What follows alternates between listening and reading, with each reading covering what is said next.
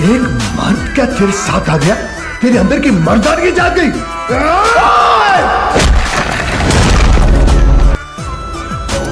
ओए!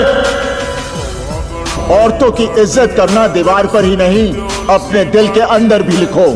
इन लड़कियों ने तो वर्दी का फर्ज निभाया। 29 गांवों में पैरों के नीचे कुचल कुचल कर लोगों की जानें ली जा रही थी। वर्दी पहनकर तुमने क्या किया? लोग चीख चीख कर रो रहे थे। वर्दी पहनकर तुमने क्या किया? आवाज नीचे कर, ये मेरा पुलिस स्टेशन है।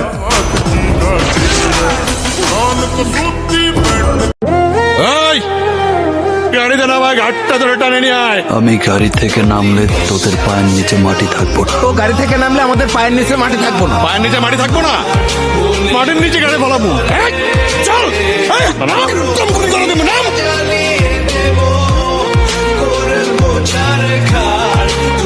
স্যার, মাফ করে দিন স্যার। স্যার আপনি চিনতে পারিনি স্যার। রাস্তা ক্লিয়ার কর, রাস্তা ক্লিয়ার কর।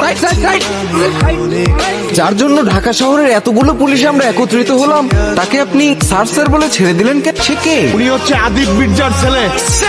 আদিব মির্জার ছেলে। যখন যেখানে যা খুশি ঢাকা শহরে উনি করে বেড়েছেন, কারণ আদিব মির্জার পাওয়ার সম্পর্কে আমরা সকলেই অবগত। আপনি কি বলছেন? কাকে বলছেন? Remember, this is Adib Mirza. ওনার চরিত্র নিয়ে, ওনার চরিত্র ফুলের মতো পবিত্র, উত্তরা ফুল। আর সেই রকম নারী দেখলেই ওনার শরীরের মধ্যে এক ধরনের চুলকানি শুরু।